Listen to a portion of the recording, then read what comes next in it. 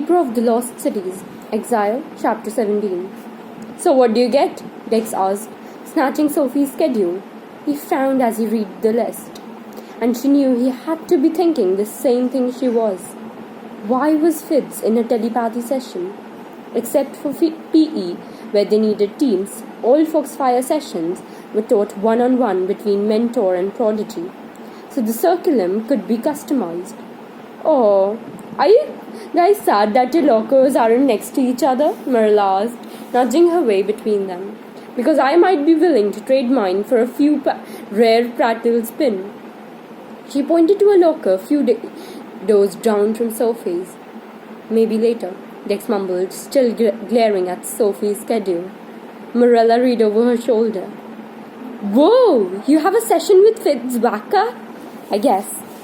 Fitzwacker, Marilla repeated. You get to spend 4 hours a week alone with Fitzwacker.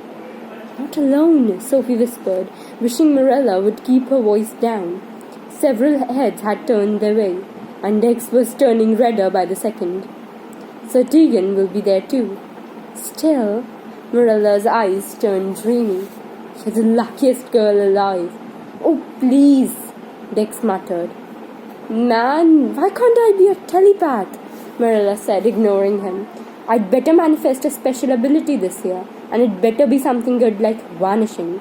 That'll probably be a guster like my dad, controlling the whip. Whoop-dee-freaking-do. She let out a dramatic sigh. Meanwhile, Sophie gets 3 ability training sessions. Only 2, Sophie corrected. Linguistics is an elite subject, so the only reason you're in it is because you're a polyglot. Wait, an elite subject? Like the elite levels? Sophie asked. Marilla nodded. Level 8, I think. No point in learning to speak Org if you aren't going to the nobility, you know? She'd be learning to speak Org? Whoa! It says your session is in the Silver Tower, Dex said, holding out a schedule to show her. Wait! You get to go inside the Silver Tower? Jency asked as he and Bianna joined the group. Do you realize how insanely cool that is? No one's allowed in the elite levels except the elite prodigies. So you have to tell us what it's like. I'll try, Sophie said, struggling to wrap her head around this huge new information. How did she go back to being this super young prodigy with all the older kids? She'd done that already as a 12-year-old high school senior, and it hadn't exactly gone well. Not to mention she'd be totally lost in the new building, and it wasn't like she knew anyone there who could help show her around. Well, she did know one person, or know of him anyway, but that was actually worse. She'd been relieved that she didn't have to worry about running into Prentice's son, Wiley. He had his part of the school, and she had hers, and they never had to meet. What if they did now? What would she say? What would he say? You're still coming over today, right? Bianna asked, interrupting her mounting panic. Sophie shook her head to clear it. Sorry, yep, I just need to run home to change first, and then I'll head over. Alden was back from whatever the council had sent him, and she was planning to finally show him the clue. Oh good, you're spending more time with Wonder Boy, Dex muttered under his breath, earning himself a glare from Sophie. Marilla laughed. What? Dex snapped. Oh, nothing. She tossed her hair and grinned at Sophie. I just have a feeling this is going to be a very interesting year. As much as Sophie hated to admit, she had a feeling Marilla was right. The towering fence around Evergreen glowed so brightly, Sophie had to shield her eyes as the gates parted to let her inside. The gleaming metal absorbed incoming light, blocking anyone from being able to leap directly inside the grounds without permission, a rare security measure Alden had installed, though Sophie sometimes wondered why he'd felt the need, since crime was supposedly so unheard of. Sandor had insisted on accompanying her to the gate, but he didn't follow her inside. Everglen was one of the few places Sophie was allowed to go without him. Bianna pushed the button to lock them safely inside the grounds. I thought you were going to change. I did, Sophie smoothed the embroidered hem on her loose gold tunic, which was admittedly very similar to the loose gold tunic she'd been wearing during rehearsal. But this one had longer sleeves and a black sash instead of brown. Bianca, on the other hand, looked like she was ready to get her picture taken. Her fitted teal tunic, the exact same as her eyes, had intricate pink embroidery that matched her perfectly glossed lips.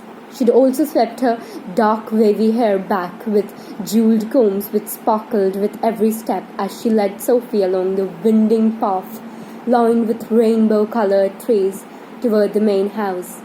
The expansive grounds of Everglen made the pastures of Havenfield seem like a shoebox, and the estate itself was more like a castle than a house, complete with crystal towers and golden accents and humongous glittering rooms. All elves were given a birth fund with more money than they could ever spend in their lifetime. But somehow, the Wackers seemed to have more. Maybe it came from having so many generations of the family in the nobility. "About time you got here!"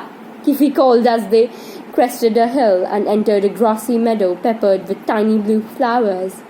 "I was getting tired of stomping Fitz to a pulp and bramble." "Only because you cheat!"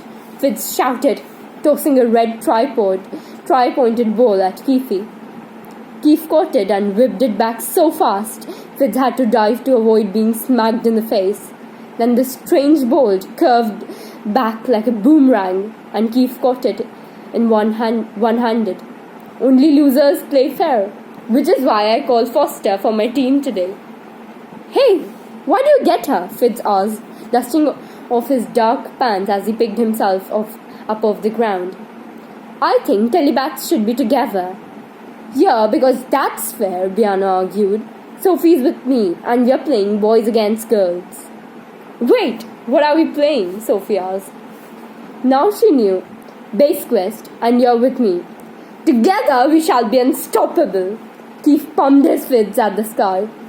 Now she knew why they all wanted on their team. Base quest was a strategy game, a bit like Capture the Flag meets hide and seek, and thanks to her ability to track thoughts telepathically, Sophie was undefeated. "How about we play without special abilities?" she suggested. "That'll make it fair for everyone." Fitz shrugged. "I'm up for challenge if you are." "Lame. I vote for the unstoppable Team Keith. Or Team Foster Keith, if you're one of those egomaniacs who needs your name in there. I can share some credit." "Whatever you guys want," Bianca said through a sigh. She may have gotten her nexus off early, but she hadn't manifested a special ability, and she was several months older than Fitz had when he had become a telepath. Sophie suspected Bianca's frustration had more to do with the fact that Keith didn't want to be on her team, though. "Looks like no abilities win. So why don't you team up with Bianca, Keith?" she tried. "No." "Wait," Keith said. "If abilities aren't allowed, then I'm with Fitz. He'll let me cheat." "He better not, and you guys have to quest first." Bianca pointed to a nearby tree with lavender leaves that swirled up the trunk like stripes on a candy cane. "That's our base, and you have 5 minutes to hide, and then we're coming for you." "Sounds good," Fitz agreed. "And you're going to regret the no special abilities rule," he transmitted to Sophie. She jumped this time, surprised that his mental voice felt louder than usual. His words were still echoing when she transmitted back. "Hey, I had to give you guys a fighting chance for once." He grinned. Keith looked back and forth between them and rolled his eyes. Then he grabbed Fitz's arm and pulled him into the woods. When the 5 minutes were up, Bianca took after them. Sophie went the opposite way in case they'd split up or doubled back. Usually she stood guard at the base and transmitted Fitz and Keith's location to Bianca. But if she couldn't track the guys' thoughts, they both needed to go hunting. She ran the nearest hill, hoping to catch a glimpse of the guys from above. But there was no sign of them anywhere. She stopped to catch her breath, trying to decide which way to run next, when a bird startled out of a bush at the bottom of the hill. Fitz and Keith burst from the leaves and took off running. Sophie raced after them, channeling all her core energy into her legs to speed her downhill sprint. Somehow, The guys managed to stay ahead of her, though. As they drew dangerously close to the base, she focused on the warm hum in her mind, trying another brain push. The rare skill wasn't technically cheating, since she was just channeling a different energy that most people couldn't feel. But as her mental energy mixed with her burning muscles, she felt a strange sort of pull. Her vision narrowed to a singular point, a speck of light in the distance, and as she rushed towards it, she felt her feet leave the ground. Without realizing, she decided to jump. Wind whipped against her cheeks as she soared so high and fast. She felt like she was flying. Then she started to drop, and her vision cleared, and she realized the purple branches of a base tree were far, far too close. This was going to hurt.